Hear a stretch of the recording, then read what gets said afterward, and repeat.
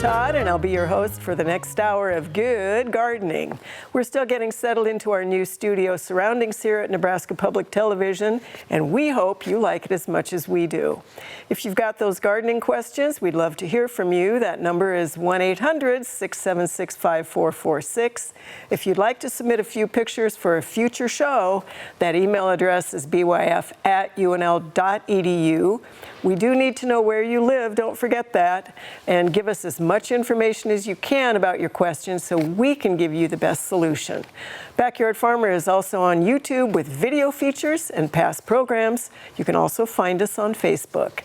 And as always, we start with questions. And Jody, you have a really fun set of weird insects this week. I love it. It's great. So the first one comes to us from Omaha. She says, we found these attached to our milkweed plant and would like to know what they are. Yes, so these are the eggs of a lacewing. Many eggs. Sometimes you just find one, but they're laid there because you probably have a lot of oleander aphids, those yellow aphids on the milkweed. So the lacewing female, she lays her eggs there so that when they emerge, they're very predaceous and they will feed on those aphids, and they're laid on those stalks because they will cannibalize each other. So they need to be separated right from emergence. Oh, for heaven's sakes. So everybody with those aphids can hope they have these are good guys. And when you see them, they look like little alligators with big mandibles. So you don't want to put your fingers near them, but they're good. All right. Your second picture, Jody, comes to us from rural Dwight. These are burrow cleaves. She says those little spheres are hard, and then the lighter circles are soft, and they have sort of that indented center. She's wondering, did something hatch? Yes, so these are galls. It's the wide world of leaf galls. And so on this oak, it could be flaky oak gall, or it could be the jewel oak wasp. There's a lot of different ones. But yeah, so the plant responds to feeding from the synipid wasp and creates those little growths, and out will emerge an adult. And there's nothing you can do about it. It's not going to harm the tree at all. It's just aesthetically strange. And fun. It's kind of fun. All right, and one more. This one comes to us from Nickerson. Found this beastie about 200 yards from Maple Creek, and they said he's about 2 inches long. Yes, this is beautiful. So this is another beautiful predator. This is a dragonfly, and it's called red saddlebags. So it's a red saddlebags dragonfly. I assume the saddlebags meaning those. Yeah, so we've got a lot of different dragonfly that have patterns on their wings. So some people are showing me rectangles, they're seeing different like stripes and stuff, and that one's got these kind of dark marks on the hind wings, so they call it saddlebags. Pretty cool, excellent. All right, Terry, your first question comes to us from Watson, Missouri. She thought she had cattail invading her brome, and I think she's talking about what looks like cattails sticking up, but those are not cattails. So what are those, and how does she get rid of that so she can keep the brome? Well, usually we're being told and asked to get rid of brome, so good for you that you want to keep it, but that's just giant foxtail, so there's going to be an annual. I believe that you are actually saying that you're cutting off the heads, which is a good thing since it's an annual. You're not going to get any more seed down there. If you just keep doing that, you should be able to get rid of it each year, and you'll have less and less seed banks. So just keep doing what you're doing. Should they pre-emerge too, or? It depends on what else was in there. I kind of thought about maybe a pre-emergent in the spring, but it kind of depends on what else is in there. So if there are other annuals that she wants to come up, then it depends. And no. Okay. You have two pictures on the next one, Terry. This comes to us from Lincoln. A huge oak was removed in April. You can see the stump back there. She did not put down weed and feed this spring since they knew they were taking out the tree. Now she's got a lawn that looks like this, and what little grass she has looks like this.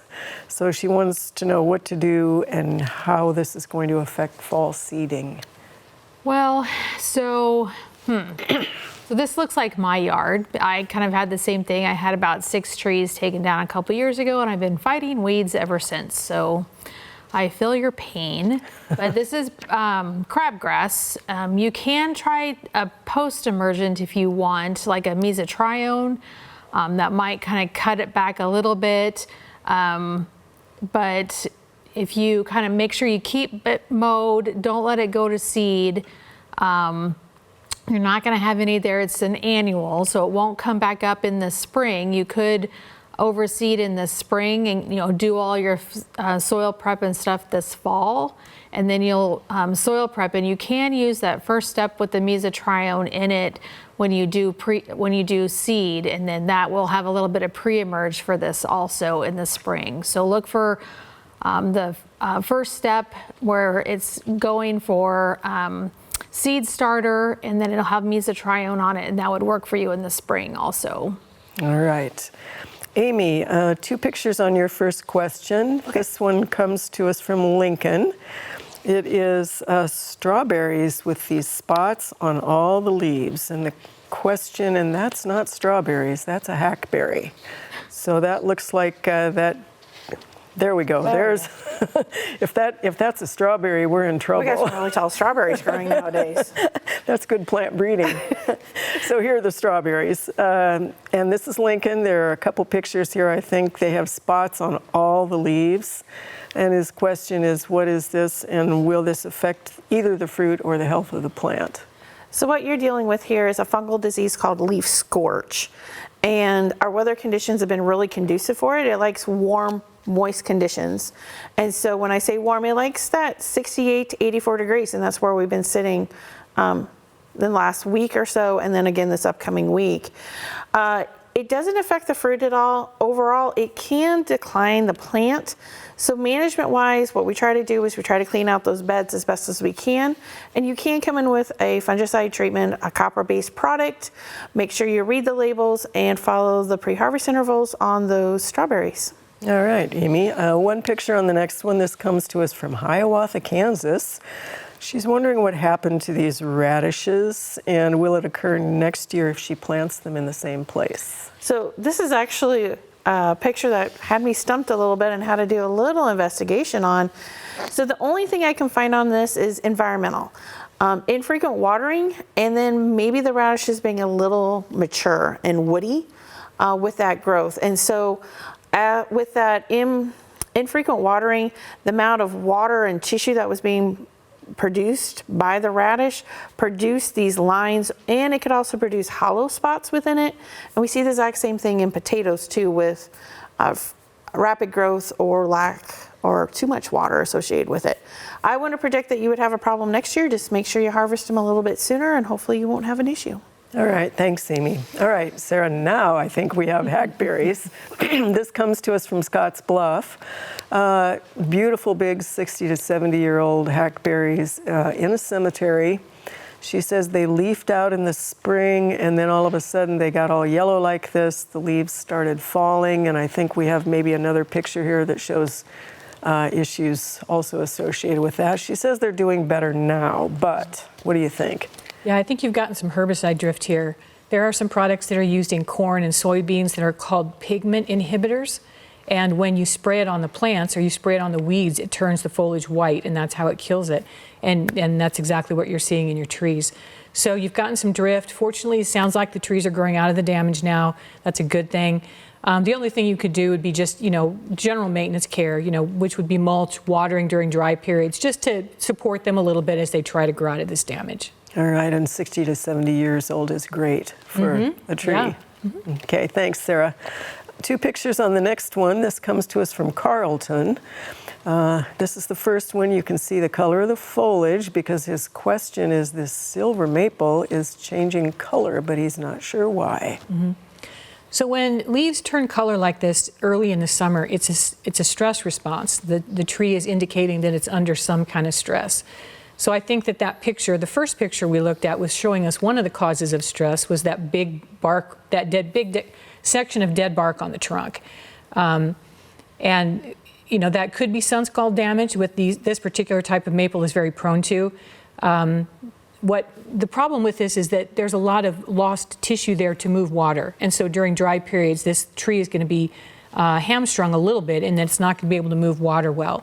Plus, this may be residual stress from the last 2 years that we've had of extreme drought conditions. So if this tree was not given some good deep waterings to help it get through those drought years, this dead section on the bark plus the drought on top of that could be causing all of these symptoms that you're seeing. So again, mulch, deep watering when it's dry, good supportive care, maybe this tree can recover. All right, thanks, Sarah. Well, you know, you might think of heading to Nebraska City to visit Arbor Lodge for all of the trees and the orchards. But a few years ago, a prairie project was undertaken, and that has become another fantastic feature at the lodge. For our first feature tonight, we're going to hear from Arbor Lodge Director of Horticulture, Mark Canny, as he takes us on a tour of Harris Prairie.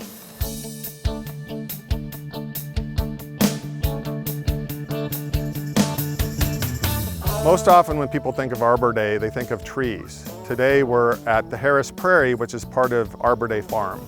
And what's unique about this prairie is it's a 11-acre tract of land that was formerly ag land and has been converted to what we see now as a mixed prairie.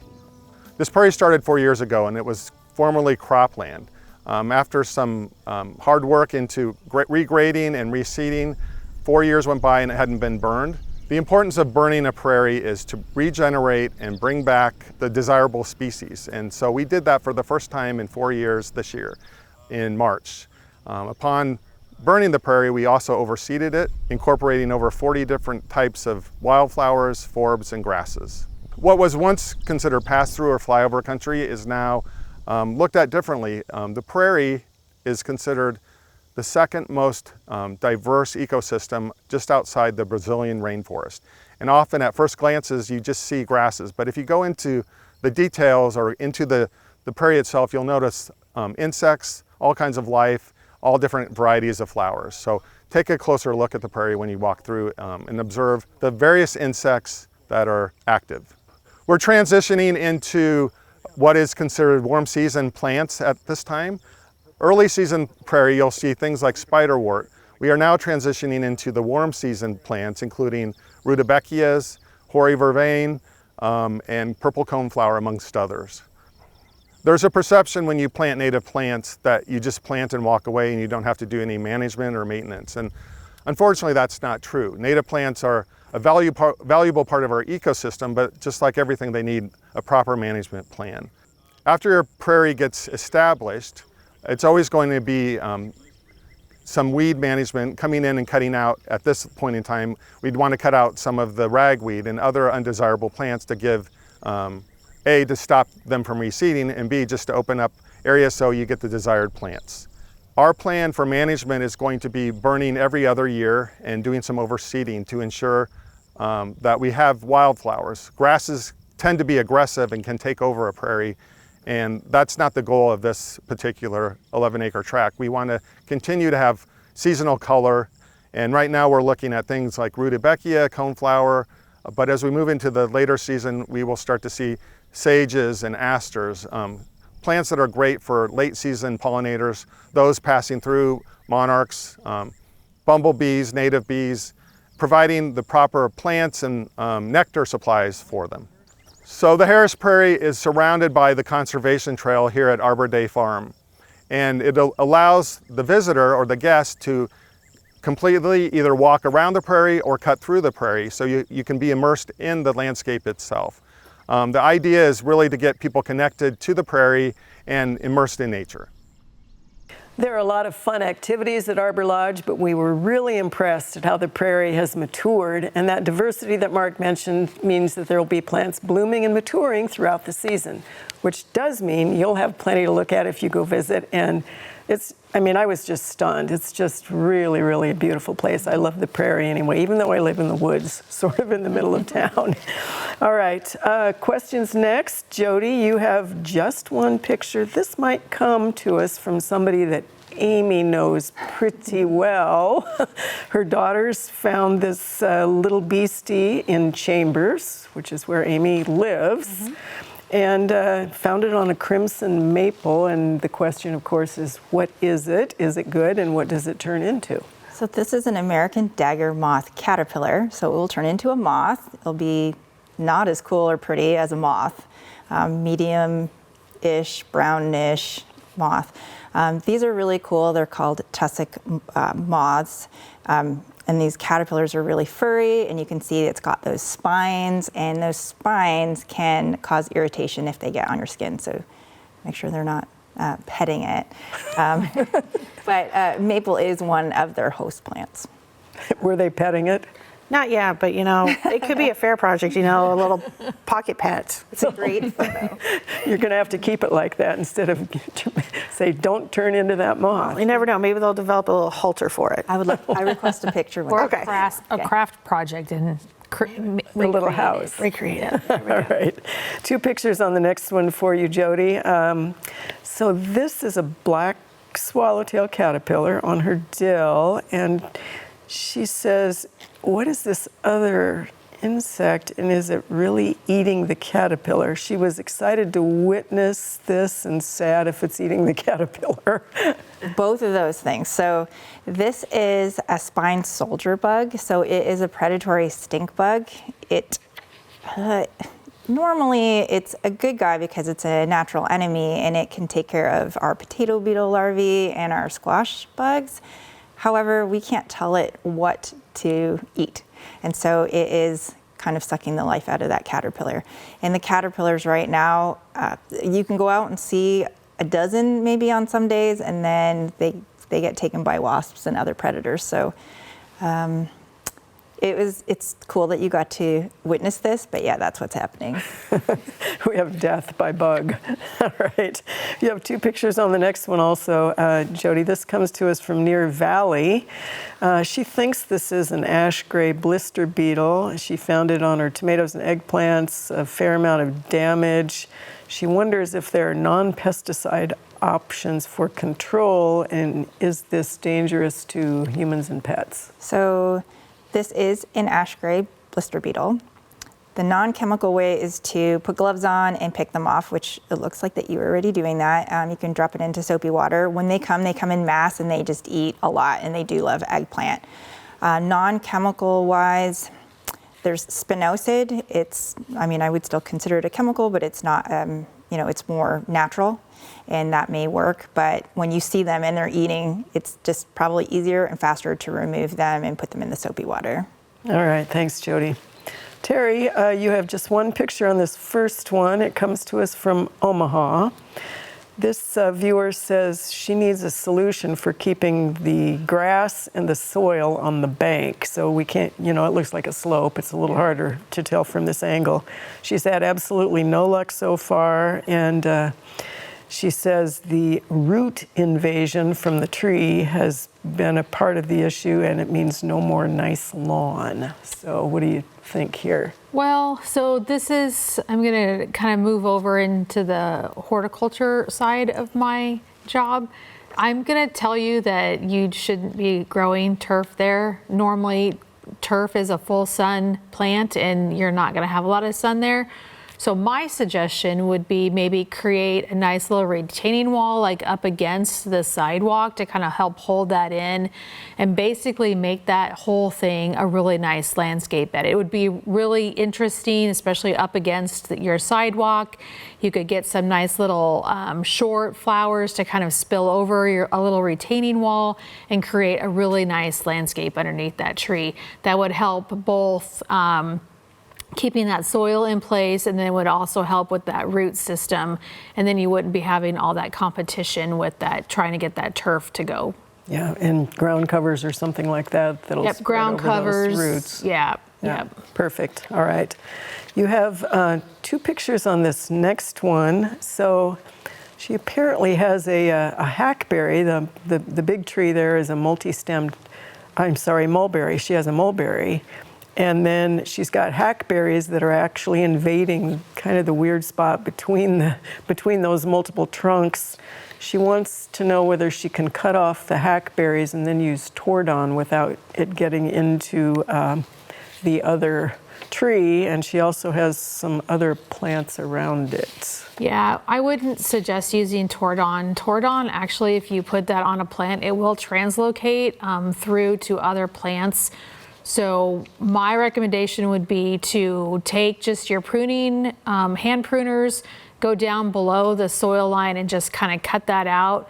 You may be cutting it a couple times, but you're going to be cutting all of the growth off of that. So you're taking all the energy away from the plant, and it's eventually going to kind of die off, and especially if you get it below that soil line. You can, if you want to, take like a wick and use maybe some glyphosate, like right after you cut, and just kind of paint it on there, if that's really what you want to do. But I think you could get away with just kind of cutting it. Like I said, you may do a couple times, but it should be okay. All right, thanks, Terry. Amy, you have two pictures on this first one. This is a tomato issue, one of many. This viewer says they boosted the daily watering. This is last week before it got to be 190 degrees here. And then they left for 3 days, and it was the hot ones. And they came back, and their tomatoes look like this. They're wondering, there's no fruit damage. Was this the heat? He's saying the soil moisture looked good, or is this the start of disease here? So if you really take a look at those bottom leaves, you're going to see all these black spots on them, and this is our dreaded nemesis, early blight. So that fungal disease, it's in the soil. We have it around all the time. And so keep in mind, this is going to start at the lower part of the plant and work its way up. Whenever I see you use soaker hoses, which is an excellent way of managing it. But whenever we get a rain event, those spores are going to move their way up. It does become a challenge, and it can cause that plant to turn yellow and start falling off prematurely. So one of the management things we can do is you can actually be fairly aggressive with your tomato, and you can pinch off all those leaves and remove them, so we're removing that source of spores, and dispose of those, and they can go in the compost pile. The other option, you can go on the fungicide route. Once again, we can go with a copper-based product. Copper is a nice fungicide to use. It's a contact spray, but whenever we have a rain event, it's going to wash off. As I stated earlier, we have to make sure we look at those pre-harvest intervals and making sure that we're giving that allotted amount of time from the time of that fungicide application until you can harvest the fruit. And I know that in the backyard farmer garden, our master gardeners have pinched off all the bottom leaves, sort of preventative. Yep. on their. It doesn't hurt them one bit. Right. It actually they're helps weeds. with air too, movement Yeah. through. So we don't see a lot of diseases in our tomatoes. So if you're in Lincoln, stop by and visit. All right, Amy, you have one picture on the next one. This is yellow spots on the tomatoes, and this is from Papillion. He wonders how to avoid having this happen. So on a disease side, I'm going to lean toward tomato spotted wilt, which is a virus. The plant came with it, and there isn't anything you can do about it. But as I look at it, I don't know if it's necessarily tomato spotted wilt. That's where I want to go. The other culprit is actually a Jody pest, and it's stink bugs. Mm-hmm. Stink bugs will probe looking for a food. They don't like tomatoes, but they will probe. And when they probe, they make these little yellow spots. And the reason why I'm saying it might be stink bugs instead is it's a nice yellow ring. Tomato spotted wilt, usually we get more of a ring pattern. So we have yellow and orange and red. Mm-hmm. And so maybe take a look for stink bugs, and you can remove those and throw them in soapy water. All right, excellent. Mm-hmm. Let's see, Sarah, you have two pictures on this first one. This is, we've had lots of people tell us their big leaf hydrangeas have actually bloomed this year. He says they're usually beautiful. This is Endless Summer. He said they are now sickly green instead of a rich green, and this is 2 of 3 plants. What's going on here? So I think what you're having here is you're having some root problems on this plant, and it could be due to all the rain that we've had this spring that has kept those root systems so wet. And you may even have some root dieback that's happening on these plants. But when the roots aren't functioning well, then they don't pick up the nutrients the way that they should, and it can result in yellowing like this. So I would do some investigation. I'd pull that mulch back. I would see how wet that soil is down underneath there. If it is very, very wet, I would make sure that you let that dry out. Maybe keep the mulch off of the out from away of the base of these plants, and let that soil dry out, and see if that helps the plants improve a little bit. You know, you might look at that and think that this is a nitrogen deficiency, but I really don't think it's fertilizer based because we're not seeing the veins of the leaves be a darker green, which we would normally see if this was a nitrogen problem. All right, thanks, Sarah. And speaking of hydrangeas, your next question, you have one picture. This comes to us from Papillion. These are little quick fires, which is a panicle type. This is the second year for the whole planting. He pruned them all the same in March, and then the one kind of second from the front of the screen there is not flowering, not doing anything. What do you think? So I'm thinking that this is a root-related issue too, probably, and establishment more to the point. This plant seems to be a little smaller than the others. It's not growing as well. So, maybe this plant had a smaller root system when it was planted, but for whatever reason, it's just not up to the stage as the other plants. I think if you give this plant a little bit more time with good care, it'll get there. So I think it just hasn't gotten to that blooming point yet. It's the runt of the family. Yeah, it can be the runt if you want to think of it that way. Right. Mm-hmm. Two pictures on the next one. This comes to us from Burwell. This oak of hers, she's had for a while. Some of the branches leafed out, others did not. There are no insects. She knows she needs to have the dead ones pruned out, but she is wanting to wait because she wonders whether those questionable branches will leaf out. So if they haven't leafed out by now, then I think the likelihood that they're actually going to put out any foliage at this point is really, really low. So I would go ahead and prune them out. When I looked at that first picture, the thing that really stands out to me there is how green the lawn is beneath this tree. And so my question for this homeowner would be to talk about their irrigation system. They may be watering frequently, 3, 4 or more times a week, keeping that lawn as green as it is, which is really not a great way to water to keep oaks healthy. And it can cause root dieback in the long run, and then that translates into what we're seeing in the canopy with branch dieback. So I would really want to know how the irrigation is happening around this tree to figure out the underlying reason for this branch dieback. All right, thank you, Sarah. Well, before we go to break, let's take a minute to hear from Gannon Rush from UNL's High Plains Regional Climate Center about what we can expect on this week's weather forecast. Thanks, Kim. Hope everyone was able to stay cool during the heat wave this past week. They get pretty brutal at this time of the year. The good news is temperatures will be much cooler this weekend and into early next week. On Friday, temperatures will be in the 80s and into the low 90s out west, but then will drop drastically on Saturday. Much of the state will be in the 70s and stay that way through Monday. Temperatures like this are pretty rare in July, so get out and enjoy it. On Tuesday, we'll heat back up a little bit back into the 80s. Chances of rain also return this week, with the central and eastern parts of the state most likely to receive moisture. The bulk of this will occur in showers on Friday evening into early Saturday morning.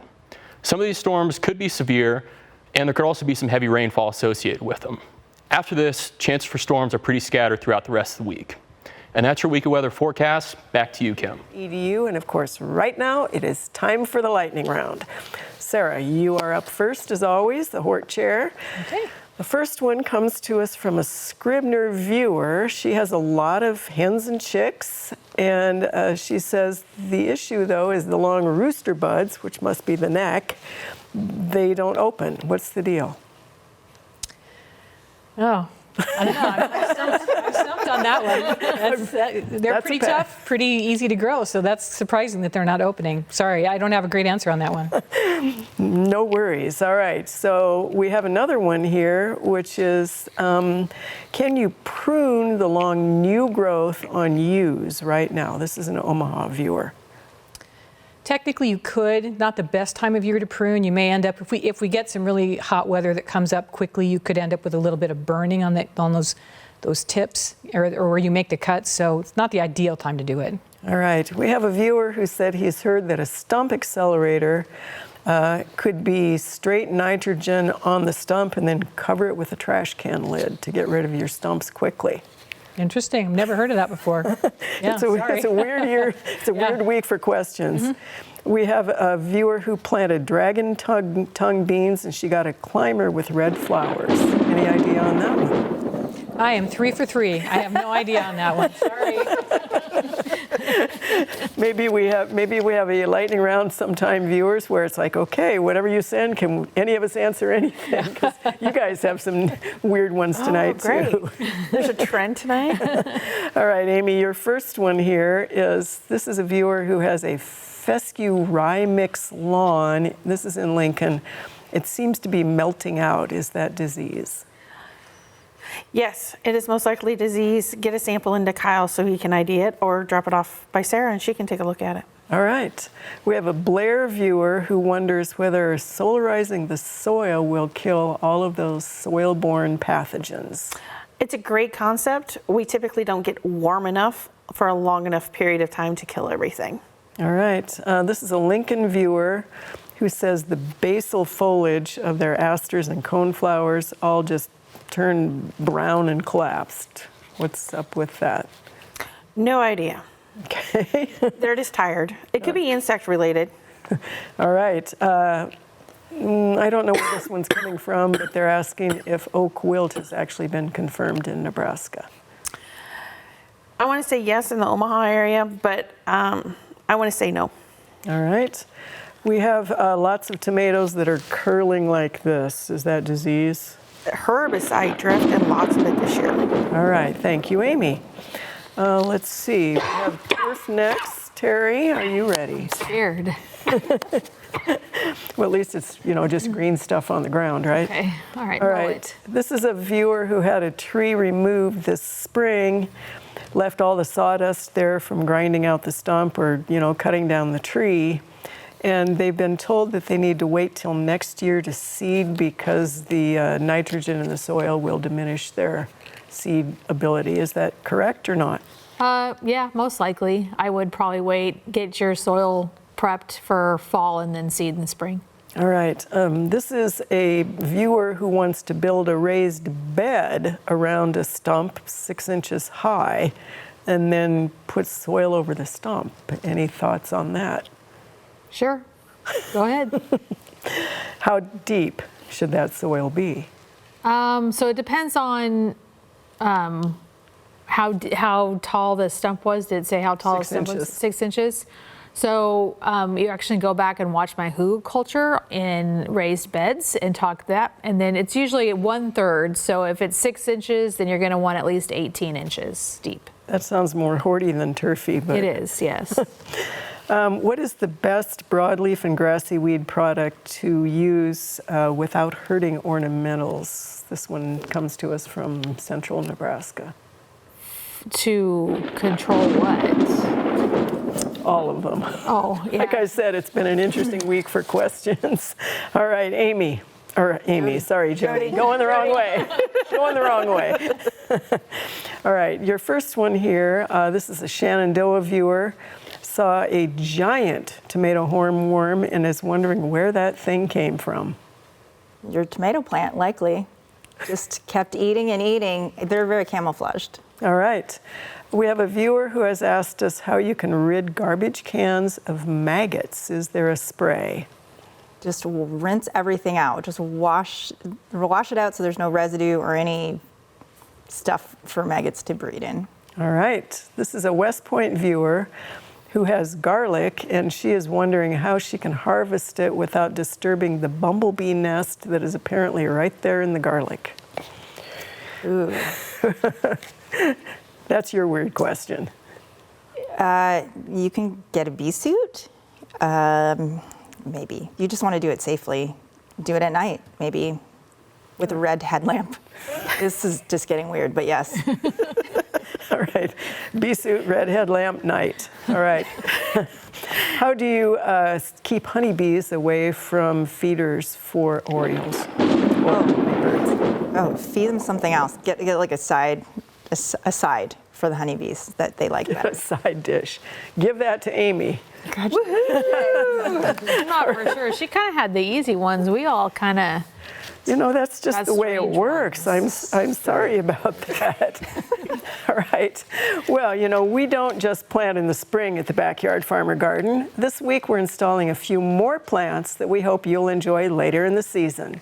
Here's Terry to tell us more in the garden.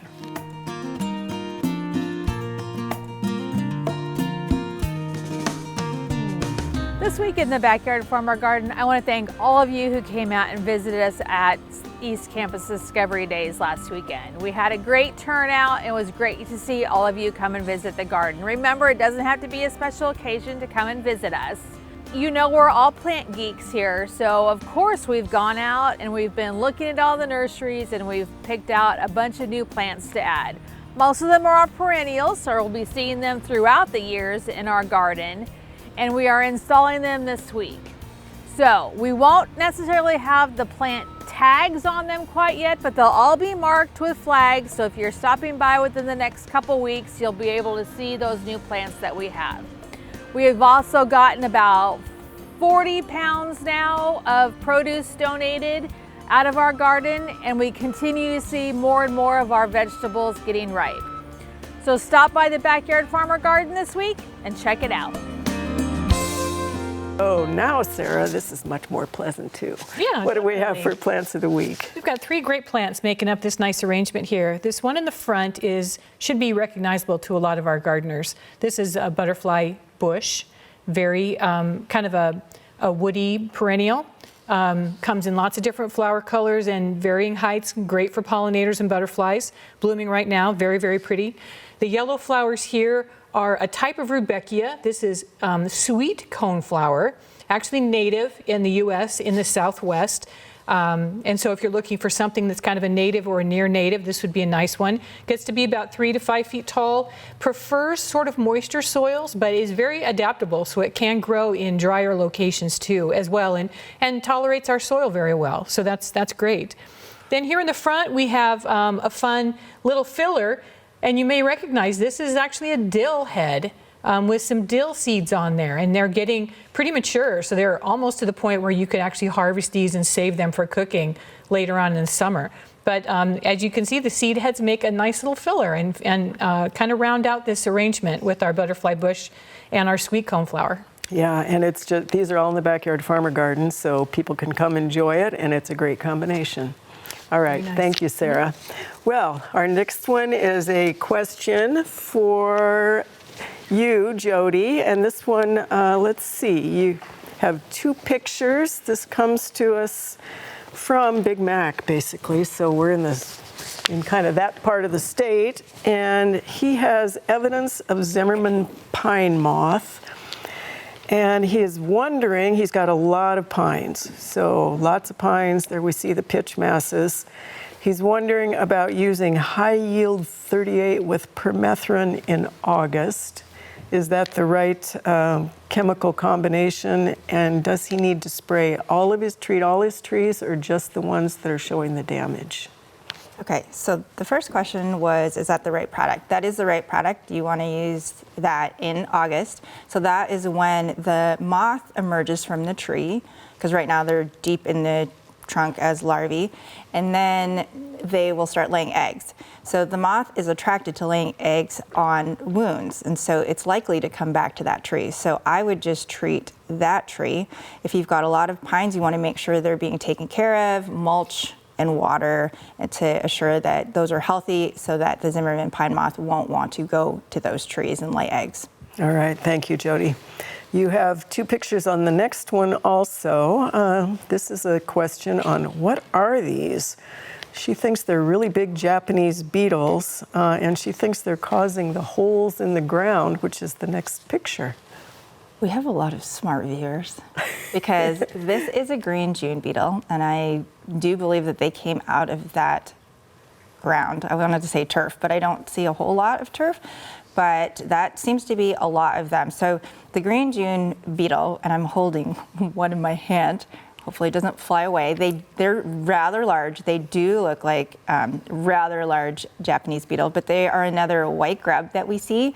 Sometimes we see them crawling around on their backs. So if you ever see any grubs walking on their backs, because their works better than their legs, then that is a green June beetle. They are emerging a lot right now, and they sound like bumblebees, and they're flying, they're highly mobile, so they're all over the place. This one I found on the sidewalk, and the other one I found on one of the flowers in the Backyard Farmer Garden.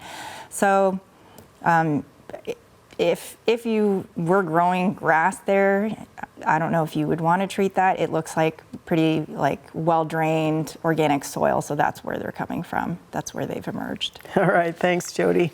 You have 2 pictures on the next one, too. This is a viewer from the Ponca Hills area in Omaha. Sprayed apple tree early in the season with fruit treat spray. You have 2 pics here, and this is the result. This is the apples they got. And so they're wondering what they should do next year. Okay, so next year, start, think about all the issues that you're having with this tree and start when the tree is still dormant. So there is a fruit tree schedule. So you'll want to look at that and go through the different timings of when you need to treat for which types of insects. This could be a number of things, but if you've only treated one time, it really depends on when you treated. So if you are treating for insects, it's going to be like after the blossoms with that product, and then you'll also want to do it like every 10 days or whatever this fruit tree schedule says. So it's kind of like the holistic approach for the tree so that you can get the best fruit as possible. All right, thanks, Jody. You have, let's see, Terry, 2 pictures on this first one. This, whatever this is, started growing in his vegetable garden 2 years ago in the same place where he did have corn, and he hasn't had any corn since. And he says the root system on this is connected. He wonders what this is and how to get rid of it. Yeah, so grasses actually have kind of a fibrous root system. So if they're growing pretty close together, they are going to kind of connect together and net together. So that could be true. I believe this is Johnson grass. So it's going to actually be a perennial. And that's probably why you're seeing it a couple of years in a row. What I would do is cut it down. You're probably going to have to use a non-selective herbicide to get rid of it. And it's probably going to take a couple applications. I wouldn't do it now. It's too warm to be spraying any of those herbicides. So I would start like in the fall, maybe after Labor Day when it starts to cool down, mow it down, don't let it go to seed, do all those kinds of things that we normally tell you, and then it should be able to be under control. All right, Terry, you have 3 pictures on the next one. She found this growing in the garden, and she said some of these have popped up very quickly. What is this? Is this invasive or a keeper? It does pull easily, and I sent her a follow-up question asking, did it smell slightly like onion? The answer was yes. Oh, well, so I guess we were right. It's an allium of some kind. I don't know which. Oftentimes people send us pictures, and sometimes it's too of an immature plant that we don't quite know which one it is. Sometimes seeing a flower happen. So if you don't want it there, continue pulling it. But if you're more curious, like I probably would be, I would probably pull them all and leave 1 or 2 and then just let it come to flower, and then I could figure out better which allium it is. All right, 2 pictures on the next one.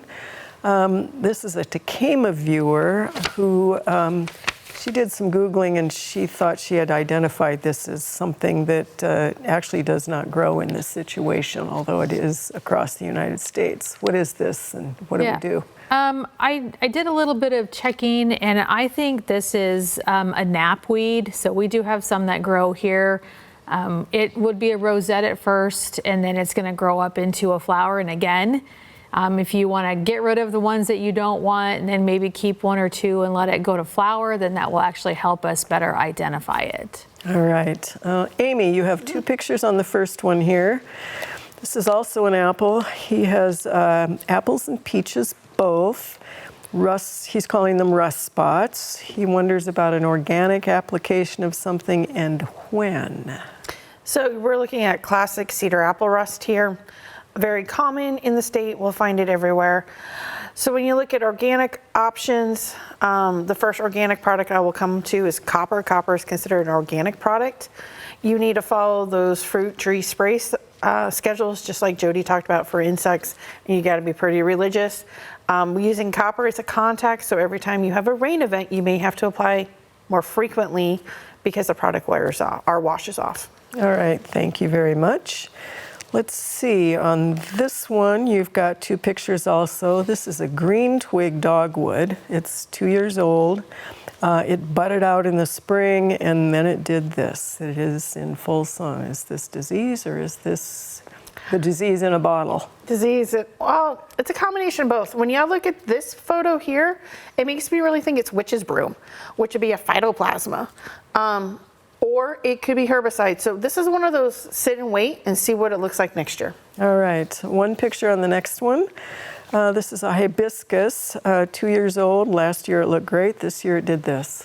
This is definitely herbicide. You can see how it's really curled, some type of growth regulator that came and drifted on. And with the way the crops have been growing this year, we got lots of applications going on product. All right, two pictures on the next one. This comes to us from Waterloo, Nebraska. She knows she has aster yellows, and they look like this, and we've answered it, and she pulled them out, but she's wondering if they will affect the nearby zinnias, and can she plant in the same place next year? Aster yellows can go to zinnias. These look healthy right now, and you can plant in the same spot because it's not in the soil. All right, excellent. Sarah, you have two pictures on this first one. This comes to us from Kearney. This is a weird zucchini growth that look like this. I think your second picture shows kind of the other end. They just cut it off and it seemed fine. Any idea? I think this is just a pollination issue. I mean, you can see some seeds developing there in that abnormal tissue that's developing at the base of the zucchini. So nothing really to worry about. You know, you did the right thing. Just cut it off and you can still eat the zucchini. All right. This is a Murray viewer. Bell peppers. The tops do this on all of his plants, and they have not grown out of it. Last year he had peppers in the same spots. They grew fantastically. No spray, and the tomatoes are doing great. Well, so when I first look at this plant, my first thought is this is herbicide damage. Now, it wouldn't have to have been something that this gardener sprayed. It could have been something that drifted in from somewhere around, especially since you can see the earlier leaves were normally shaped, and then this later growth is coming on and is all twisted. So I'm really sort of leaning toward herbicide damage. As much as these plants are affected, I'm not sure if they're going to grow out in time for you to actually get a harvest off of these plants this year. So I don't know, you could cut your losses and just pull them out and, plant something new. All right. Two pictures on the next one. This is tomatoes and potatoes in rows. Neither are doing well. He wonders, can he plant something else between the rows? But more importantly, the real question is, can he plant these plants in exactly the same places next year? No, it's important to develop a good rotation of your vegetable families in the garden every year, because if you plant tomatoes in the same spot every year, those disease pathogens are going to build up in the soil, and you're going to have more early infections and you're going to have more intense infections year after year. So it's not a good idea to plant vegetable plants in the same plot every year. Thank you, Sarah. All right, well, some brand names become synonymous with the product itself. It used to be that Roundup containing glyphosate was only a non-selective weed killer. As the brand name was sold, other products have come out with the same name but different ingredients and different applications. That has led to some very unfortunate confusion with consumers. So here's Rock to tell us how you can avoid the problem.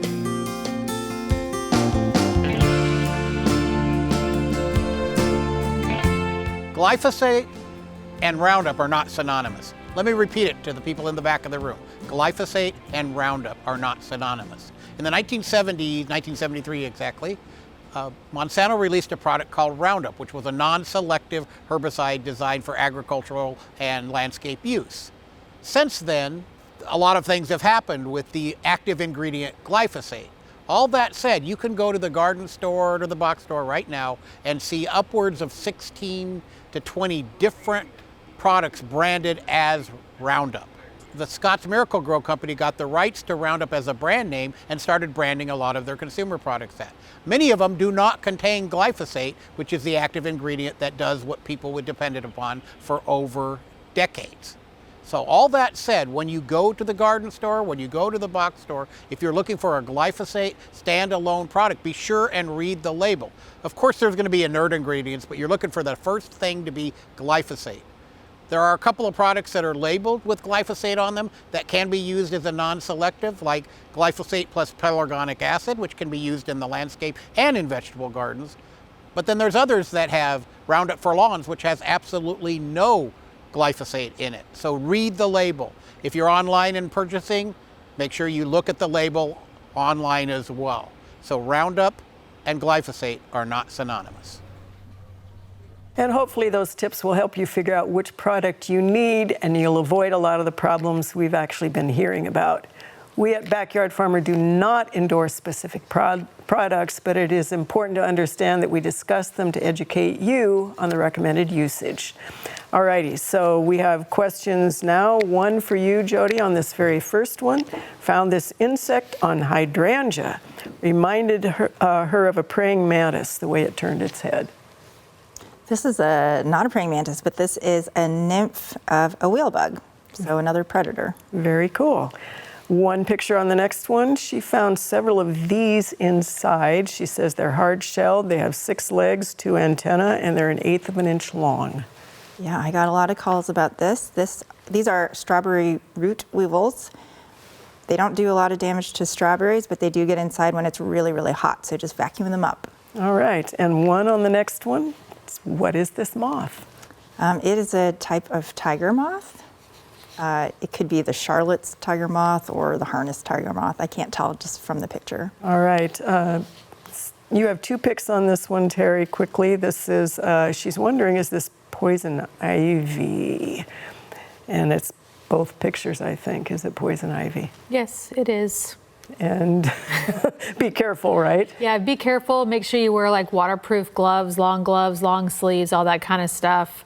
And then you can use like a shrub killer to paint it on if you need to get rid of it. All right. 2 pictures on the next one. He simply wants an identification on this one. This is fleabane. So this is a really nice kind of Asteraceae in the Asteraceae family. It takes heat fantastically. It's a nice, pretty little white flower. All right, and 2 pics on this one. Are these 2 plants related? These are both in the Backyard Farmer garden. Yes, unfortunately, they are related. The first one is just a common mallow. It's more of a weed, so we continually pull it out of the Backyard Farmer garden. The other one is an ornamental called a zebra mallow. It's pretty, but it does spread itself about, so sometimes you have to tell it where you want it to stay. All right, Amy, 2 pictures on the first one. Shroom, first it was a golf ball, then it was the size of an adult's hand. What is it? It's either white dappling or a parasol mushroom. Very beautiful. 2 pictures on the next one. This one was firmly embedded in the turf in Lincoln with this stout reddish stem. What is this one? It's a type of Boltus species, very large, very sturdy type of mushroom. All right, and 1 picture on the next one. Cut down a maple in this mulched, and then mulched the bed. This appeared. What's this? This is the ever famous stinkhorn that is very smelly, and it is moved from place to place by flies because they are attracted to the smell. All right, Sarah, you have 3 questions here. The first is a young Canada red cherry. The supports broke in a storm and it bent almost to the ground. Will it straighten itself, or can they give it a shot with a winch and ropes? You can pull it up if you want to. The problem is there may be internal cracking from that bending, which could be a long-term problem. All right, this is a Palmer viewer. They're starting an orchard and they're wondering how they should prune this plum and when. So plums are typically pruned to a central leader system because it's strongest and it will support the heaviest load of weight. So you might want to look up, do a little bit of reading up on central leader pruning, and you want to do that in March. All right, excellent. And finally, Omaha, what type of squash are these? So there are actually some summer squash which have light green skin and kind of globe shaped. I think that might be the one on the top, although that's an over mature fruit because it's getting that orangey look to it. The lower one looks like maybe a delicata, but I would just cut them open and see what the flesh looks like inside. If it's white, they're summer squash. All right, excellent.